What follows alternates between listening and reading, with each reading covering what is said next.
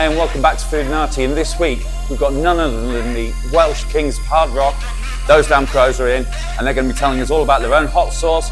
And it's worth noting that when we recorded this, they just released their album. By the end of the week, it was top 10 in the UK charts, so keep it locked.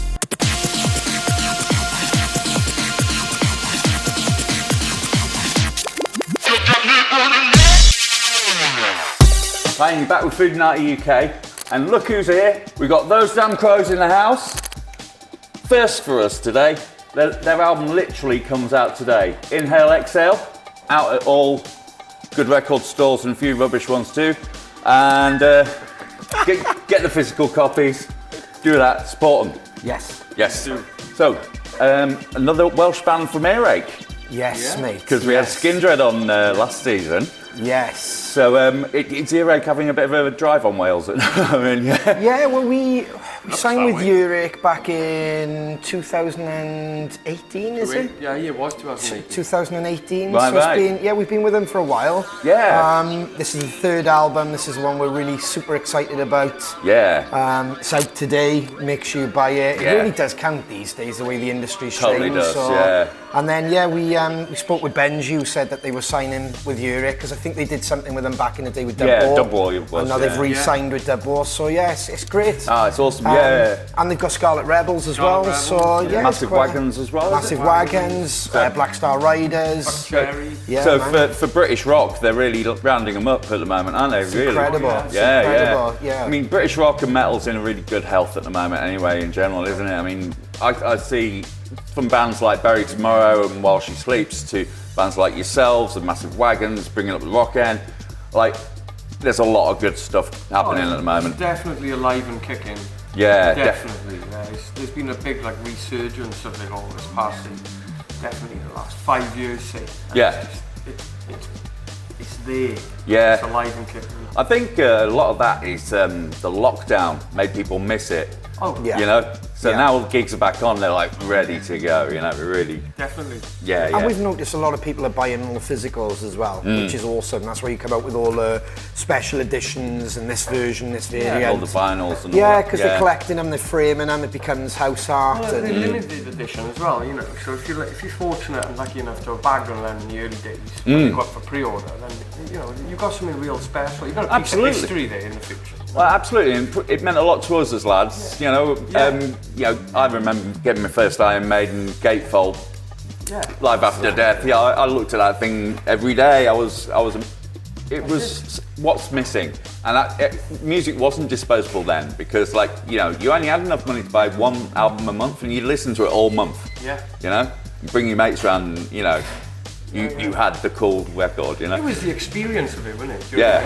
You didn't just buy an album or a disc with music on. You bought an experience of especially vinyls, unwrapping it, reading the booklet, the excitement, flipping the side from A to B, dropping that needle down. It's an experience. Yeah. Absolutely, I couldn't agree more. And vinyl sales are on the increase as a result, I think. And there's a whole generation of kids who were born just with CDs. So vinyl's actually a new thing to a lot of kids these days, you know. So that's it's a very cool thing. And one thing that brings me onto it is obviously bands are having to be a bit more imaginative with ways to, make money and stuff, and merch is a big one of those. Now, I've been having this sort of on-off rant about venues taking merch cuts for a while on this, and I mean, I know you're playing the Key Club tonight, so they're a cool venue that, they're not like the academies of this world who are taking up to 20% cut. Have you been affected by any of this? It's not something we don't get involved with. You don't get involved, no. It's easier, yeah. Yeah, man. And the thing is, the hardest thing is you need the small venues, but you also need the big venues. Yeah, you do, yeah. So I suppose you've got to play the game, haven't you? Yeah. The more they help the band, the better. So, what you're saying isn't wrong. Yeah. But then at the same point, we've got to play these massive venues to get the crowds in. Hey, and there's nothing wrong with that. And it helps pay the bills, doesn't it? So it's Absolutely. Yeah. Well, you found, as we have here, another line of merchandise, but we're going to get into that when the food arrives. So the new record, I've noticed you've turned up the gain a little on this one. It's a bit heavier, isn't it? It's like tone. Yes. Wise, yeah. The whole concept is light and dark. Life and Death. Life and Death. Yeah. But I do think it's one of our heavier records. I think it's one of our most interesting records. Yeah. I think it's just the right record for this time. Absolutely. Where we are, like, you know. I think the whole concept behind it, and like the inhale, exhale. Yeah, and the artwork's beautiful, by the way. Alex Tilbrook. I mean, it goes back to what we just said then. You walk into a record store, the first thing we used to remember as kids is like Derek Riggs when Iron Maiden. So you'd look at his artwork. You might not know the band, but you might be like, oh my God, look at that artwork. And I think Alex really knocked it out the park. But the whole concept and Shane doing the lyrics, I think the lyrics are they're just perfect, aren't they, for everything. I was just about to say, like we've had a bit of an up and down year this past year. Throughout the whole album process, start to finish, really. And you know, without going into it in great depth, personally, we've been through some shit. Yes. But it's a real album of stories and feelings, awesome. emotion. Yeah. And you know, I'm pretty sure everyone can relate to that.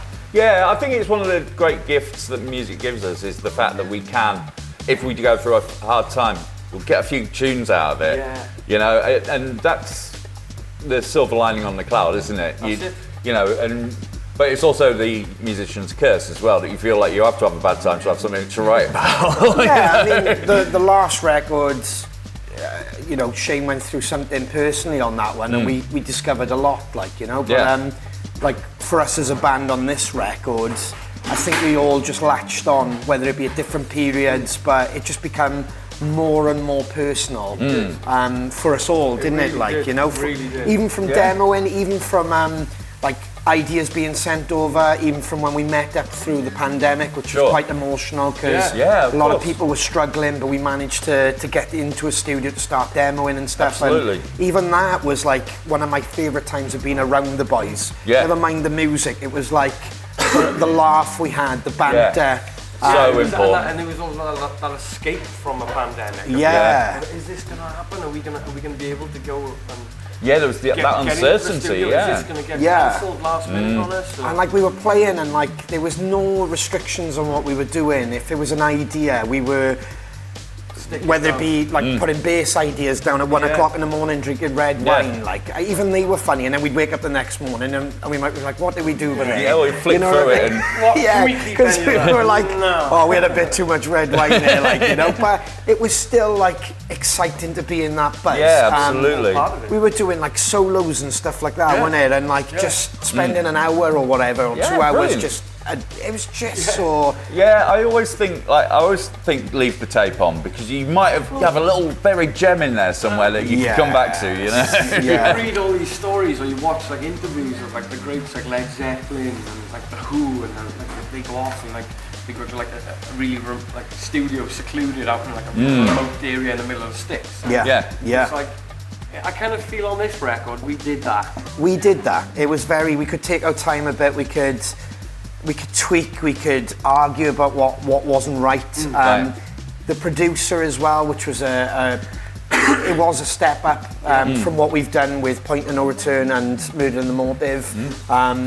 Working with Dan Weller, who's worked with Enter Shikari, then he's worked with Monster Truck, then he's worked with... Do you know what I mean? So it's he's a great producer. He's an incredible producer. He's incredible. He lived in Nashville for a short while as well. Sure. Yeah, man. And has that rubbed off on him a little bit? Yeah? Yeah, his approach was totally different. How he treated us, how we kind of prepared for it, then during the process. We've said this many a time. I think he brought out a different side of us individually, but then it complemented the band collectively. Well, that's what an awesome producer does, isn't he? He brings out the best in the band. He doesn't change the band, he brings out the best of them.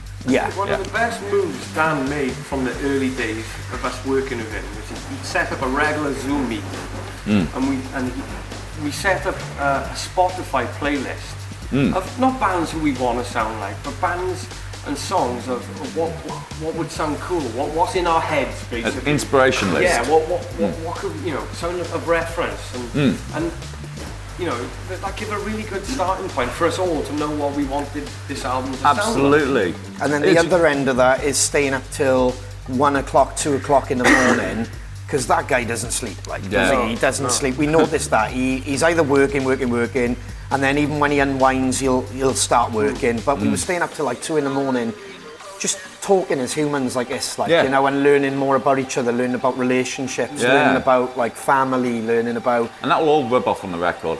Because you know when you hear a record, when the band's really gelling. You can, in the same way you can hear when a band's not gelling. It comes out on the record, it's that brotherhood, it's that unspoken language that a band has, which... It's funny because I produced myself, I'm a music producer, and I was a chef for 30 years, so both of those things is the reason why I do all this. So me and my production partner, Nat, we have, to any outsider, you wouldn't be able to understand what we're going on about half the time, because we're talking about, that hi-hat that's like a little toppy but little, and people go, what? Creamy or something like that, and people are like, what the hell are you on about? He knows. It's just it's that kind of brotherhood, isn't it? We speak in our own language. Yeah. We describe sounds as wet. Yes. I could say this to my dad, that sounds quite wet. What? Yeah. Do you know what I mean? Yeah. It's our own language. Yeah, that's a bit spiky. Could we turn down the spike on that? That's coming in a bit hot. I think it was one of the main things we said when we met Dan. It's the same when you meet anybody and you work with them. There's a sense of nervousness. But we were, for me, I was really transparent and said I don't do technical talk. So if you're going to start talking maths, because I knew his background and how cool he is, it was just sing it to us, sing us the idea. And he really worked out individually who and how to speak to. And so it was a really good team. And the vibe was really good moving forward. And then we came out of that, and it's just been excitement now to get it to where we are today. We're in Leeds. We're playing in the Key Club. We're kicking off the tour. The record's out. And we're buzzing for it. Absolutely. It's the first day, and the shower in the Key Club is amazing. These are creature comforts, man. It really is. It really is. Which brings us nicely onto food, because food, when you're on the road, hyper important. Gosh, the amount of tours I've been on where it's just, I'm sick of truck stops. So one thing we try to do around here is make sure you get a good feed. So with that in mind, I'm going to flick over to another guy that looks like me that's going to tell you to subscribe and that. All right, and we'll be back with some food. And if you like what you see there, don't forget, hit the subscribe button, hit the little bell. Doing that helps us keep us doing what we're doing. Thank you very much. And there we go, the food's coming in from Cult Wing. This is Cult Wing Leeds, Merrion Walk. Oof, look at that. Merrion Street, Merrion Walk. Merrion Way. Anyway, and what we got here? We've got some buffalo, and we have the skulldove herb. Wonderful stuff. So this is the stuff with the sauce on. We've got some without the sauce on, which brings me nicely onto this. We were talking about alternative merchandise. Now, you'll notice something. Both their sauce and my sauce have got Chilli of the Valley written on them. Dan Reed at Chilli of the Valley, big up your bad self, made both of these, and you've got 3 sauces out. So what inspired this? Well, originally we did the Send the Reaper, and that's mixed with our beer. So we have an actual beer. Cool. So it's mixed with that, which was done with Dog's Window. So it's a Nipa beer mixed into that. And then when we were doing this record, we wanted to do a ketchup, didn't we? We were speaking to Dan, but we didn't want to, he's so known for his sauces and his kicks and stuff like that. But we wanted something a bit more laid back. Palatable, more palatable, a bit more sweet. Something you can have with your fry up. Just more, that kind of more varied. And then this one we just said to him, have fun. It's called Man on Fire. It's the track off the record. Perfect. Same as Wake Up. Just have fun, do whatever you want to it. Which he did. You very much. And then he sent us a picture of how many chilies, and we were like, oh dear. It's funny because when he was doing ours, this one, it's a jerk. And because I'm a chef, we had a very involved conversation. And he's brilliant. He did exactly what I was hoping and more. Yes. He's such a master. I'll be honest, like even in like the sampling and tasting process at that stage, there wasn't much back and forth really. Yeah. Maybe once or twice. He did take on board everything. Everything, which is great because you want to be involved. Yeah. The thing is, a lot of bands might put their name to something, but we don't like to be a band where you put it out there and we don't even know what it tastes Absolutely. like. You've got to talk on it with some authority, right? Exactly, because even like we did a stout and we put our coffee in the stout. Oh, nice. So see, it was Plus little... you've got a like supermarket going on. Basically, you have to, these days, you have to think outside the box and stuff like that. And you're on the road, every band drinks, well, majority drinks coffee and tea or whatever. So, yeah. And why not? Yet again, locally sourced. And then Brilliant. Dan with the sauces. Yeah. It was a perfect... Yeah. It's funny, I met Dan because we had Skindred on, as I say, and I was looking for things that were Welsh that weren't obvious. Yeah. You know, just like lamb or something like that, you know. So I look for Welsh hot sauce companies. There's not many, No. but he just happens to be the best, not only in Wales but in the UK. He's brilliant. incredible. He's incredible. Is so good. Yeah. And I'm not just saying that because he did ours. Oh, by the way, that's the first time I got it on camera. Oh, yeah. We've been using prototypes on the show so far. That's for you, by the way. You can take that. Thank you very much. Are we going to have a taste of these then? Yes, go on. Let's go, right. We'll go on yours first because you're the guest. Now, I'm interested in these. I would start with Wake Up. The Wake Up ketchup. Yeah. So, it's a new take on ketchup. Yes. I'll do this then with chips. Yeah. I reckon. I'll put a blob there. Don't know. It's quite viscous. Yeah. Well, that was another thing we asked him as well. We wanted a little bit Might be worth That's enough for me. proper Tommy, like where you, bit more thicker in it, like. Yeah, I'm more like a puree sort of. Yeah. That's really nice. A relish. The spice comes through there. It's a nice, playful. Yeah. Jumps around on your tongue a bit. I It's always nice. refer to it as the posh version of the McDonald's spicy ketchup. You know what I mean? And a nice sheen on it as well, like so. Oh, yeah. I think he did up the sugar, but it was just to lay it back off that. That's it, because it just counteracts the chili. Yeah. Yes. So it's all balanced, like music. It's all balanced. Too much of one, and you mess up the mix. So here's mine. That's for you guys to try. Excellent. So I'll let you just dab on whatever you like. Chicken. It is made for chicken. It is made for chicken. Well, it's a jerk, but so that's what it's best with. But it works as well on like all-day breakfast or Scrambled eggs. Yes, That's I a love sign of that. good hot sauce. It has to work with eggs. Now, I'm intrigued at this one. That is good. I like that. Yeah, it's really worked out well for us on that one. We've been told that we should put it in for awards and things, and I've told. Is like a bad boy, like brown sauce. Yeah. I know what you mean with the all-day breakfast thing. Yeah. Oh wow. Definitely. That is wicked. Definitely. Yeah, fan of that. He smashed it out of the park on that one, hasn't he? Well, what it was I had his jerk. He's actually got one called the jerk. Yeah. And I said, I want that, but I want it to have like, it's funny as well. Big shout out to Lilt. They've axed you this week.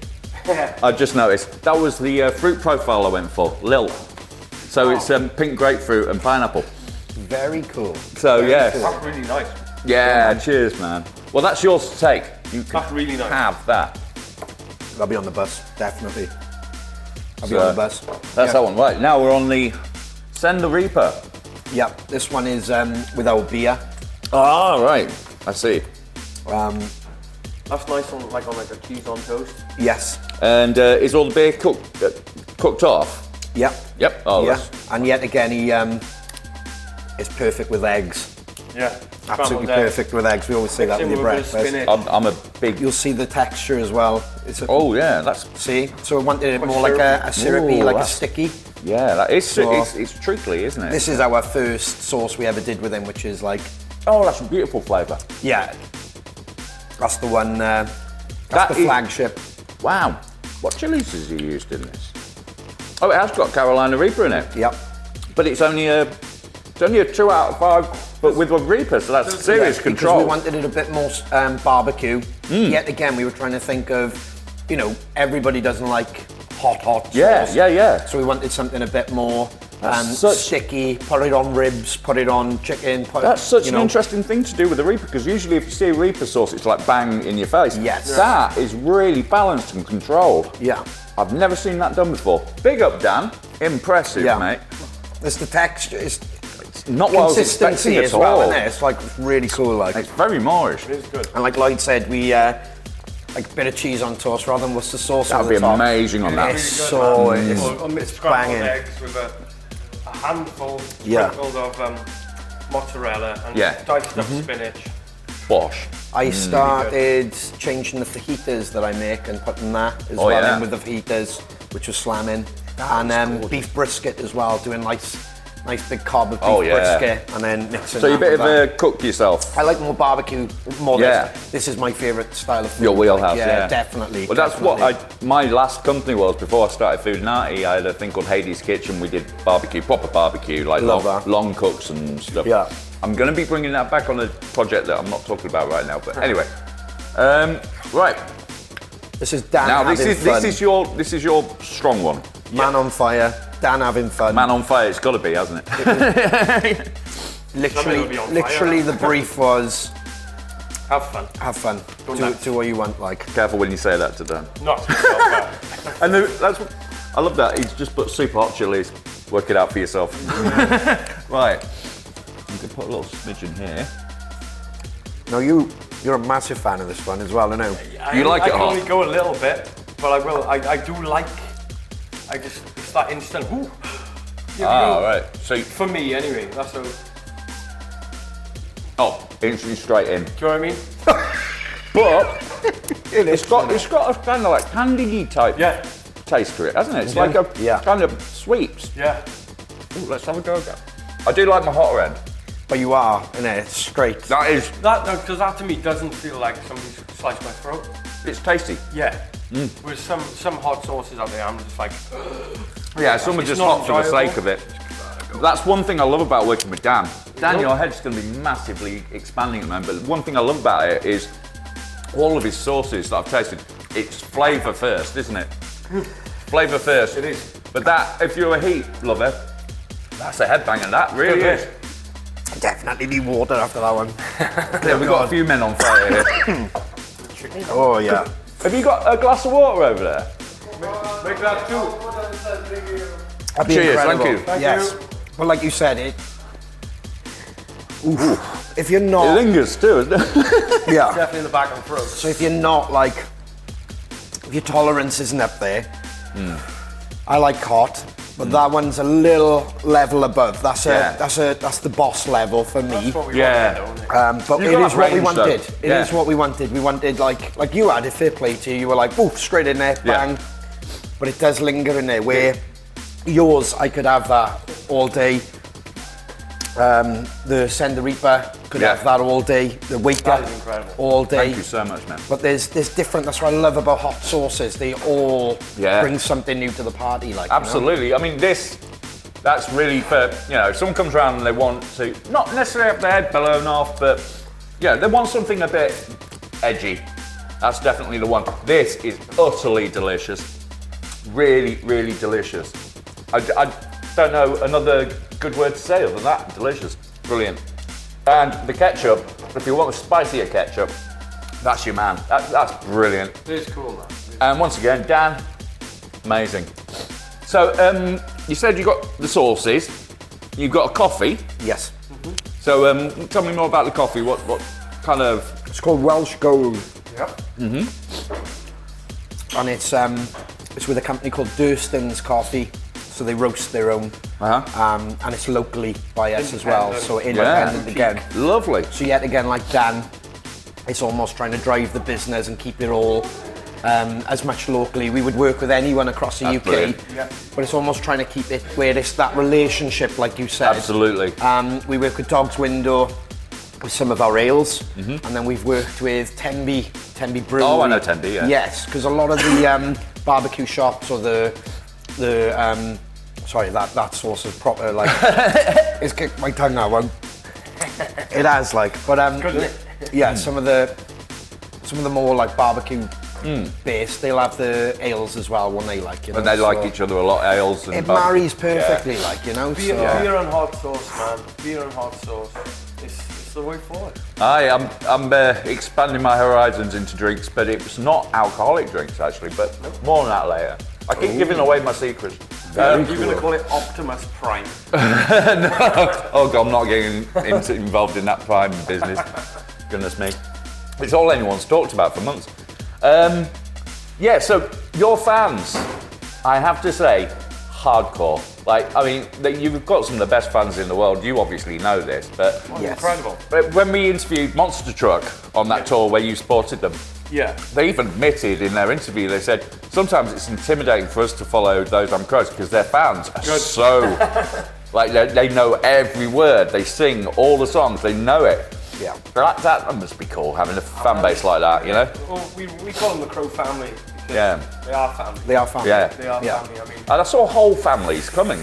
We tried to get to know them as best as we can, and we really do. And then we try to put on events where they can bring the youngsters, because it's important. Yeah, it's a feature. Yeah. I remember my first gig. You remember your first gig. Absolutely. You remember your first gig. Yeah. So I know some of the venues can't do it, but to try and include the little ones, they love it. Like you know, a lot of bands don't think that way.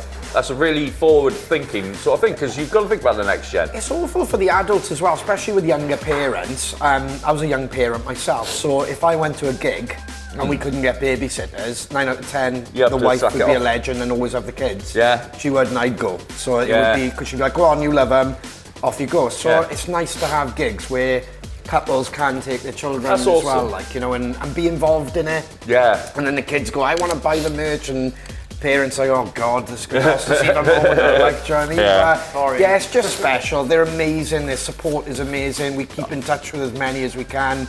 I saw it from the other side, like whole families, and you got little Junior there with his custom-made denim jacket, you know, that Mum's made for him or whatever. Battle jackets. Yeah, entire families coming in. It was brilliant. And my other half, Lisa, who's not here today because she's playing a gig in Barnard Castle. Awesome. Yeah, she's a singer-songwriter. And she's also our camera lady. But I'm not saying she can be replaced, but we have tripods when she's got gigs on. Anyway, yeah, she said, like, these are hardcore fans. She said, I've just been, like, off to the bar and like, I've just seen like swaves of very excited people who are all in Those Damn Crows t-shirts. Oh, that's good. And she said, yeah, like, good luck following them. I mean, Monster Truck did a sterling job, I have to say. They're fantastic fun. We love Monster Truck. Yeah. They're great fun, aren't they? They really are. That's one of my favourite tours. It's one of my favourite tours with my boys and them, because we just bonded really well. Yeah. There was an instant friendship. There still is. We still keep in touch with them now. They've even said today, best wishes for the new record. Go and smash the tour. Awesome. So there's that strong camaraderie between the two bands. Really nice guys. And they actually said that to us as well. They were like, you're killing it on the road, boys. We have to go out now. You've upped our game. Yeah. So it kind of brought them out of there. Well, yeah. You can't become complacent if you're going on doing your thing or whatever. Well, they were saying it as a positive thing. They were saying that they're actually making us play for our money. You know, they're actually. He admitted that to us. He said, yeah, you know, you're actually making us, you're ramping us up every night. Like. Yeah, that's brilliant. We're going to have to try and turn this on even more. And the knock-on effect to the fans is brilliant because they're getting a proper show and people aren't just like phoning it in. Healthy, isn't it? Yeah, it is very healthy.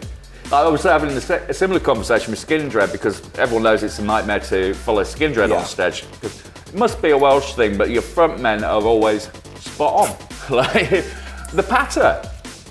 I've noticed this with Welsh bands. The patter with the audience is so much better. It's so much more personable, and it really gets the party started. You know, everyone's involved. I think it does boil down to. We all come from backgrounds where we try not to take ourselves too seriously. Yeah. And don't get me wrong, we're very serious people, and when we mean business, we goddamn mean it. Absolutely. But we also like to have a nice time and Yeah, laugh absolutely. as well. And I think by taking ourselves not too seriously, you achieve that. Absolutely. It shines through. Absolutely. I've had this conversation with bands where it's like, you know, you've got those people for 45 minutes, an hour, whatever it is. You want to make sure they forget, because life's shitty enough. Just forget all that stuff for an hour, have some time off. Yeah. You know, and those are the best gigs. The gigs where you forget everything outside that building, that can all wait. You know, you're completely engaged. I love that. I think the ones as well that go through the motions and they forget about there's more than just the front row. Yeah. You have to. Takes a whole room. To that. Yeah. You have to. Like. Absolutely. That's what I love about Shane. He started doing it early on and then started going out on balconies. And even as the balconies got bigger and harder to get to, he always made a point to try and get there so people could kind of feel part of the show. Like, and they'll get a little selfie with it and all that. Yeah, do you know what I mean? Last year, and he used to go to the bar for us. And you would get a tray of tequila shots or sambuca. Yeah. Well, then this one occasion he poured himself a pint. But I mean, that's cool. Yeah, and you'll always be remembered by the bar staff as well. Do you remember that band Villa Singapore, his own pint? Exactly. Yeah. It's that sort of stuff people love. He's quite cheeky without like lady in the bag, and you don't mind it. It's brilliant. Charisma, man. He's charismatic. Absolutely. And it was nice because we'd have a drink with the fans. Yeah. That was our way. There was a symbolism there of it's really hard as the crowds get bigger to have to go out and have a drink with every single person. Yeah. So what a beautiful way for him to go out, get a round of drinks, raise your glass, and literally, then it feels like you're having a drink with your friends. Absolutely, like, it's more like a party and less us and them sort of situation. Absolutely, like, you know what I mean? We try not to take ourselves too seriously. And it's brilliant. That is absolutely awesome and commendable. I wish more bands were like that. Well, I think it is rubbing off. I genuinely think it is. I hope we're always remembered for that. That means a lot to me, do you know what I mean? I hope we're immortalised in the fact of, I hope bands that have seen it, that are emulating anything, in 10, 20 years time when we're watching, hopefully the documentaries we grew up on, they turn around and go, oh, there was this band, and we used to watch the singer doing this, or we used to watch the band doing that, we used to watch the way they reacted with their fans, the way that they reacted, they called them family, the way that they... So we started doing that, and when we did that, things changed for us. So that answers the question that Lisa asked me on that night. Like, how'd you get a hardcore fan base like that? That's how you do it. They're family. Yeah, but you can't fake it to make it. No. And I think that's the hardest thing, because we have seen some bands trying it, and you can just see it's not in their DNA, which is fine. It's fine. And crowds know when they're being toe line. They're really smart. They're really smart, especially our fans. They're proper smart. They won't get messed around or anything. Oh, absolutely. So they won't get taken advantage of. They know if they love you, and if they do, they'll be 150,000% behind you. Absolutely. Like, you know, I mean, you must know, as you'll have seen as many bands as I have, where they've come out on stage and they're just like, oh, this means so much to me. Oh, you're all my friends and all. And you can tell they don't mean it. You can tell they said that last night at that point in the set, and the next night, and the next night. You know. Yeah. The show is always different for us because something could happen, or Shane could just pick something, or he always looks around, and if something happens, then that makes that night special. Like, you know, rather than, like you said, rather than routine. I'm going to get into that now. That's the Buffalo one, yeah. That's the Buffalo. You've got to come here for wings as well. I should have said that because they're unbelievable. It's absolutely incredible. Really We're going to take some of these back for the band because Shane loves wings, so that's a good wing. That's a really good wing. Like, there you go, Cult Wing. Yes. There you go, Gav, Michael.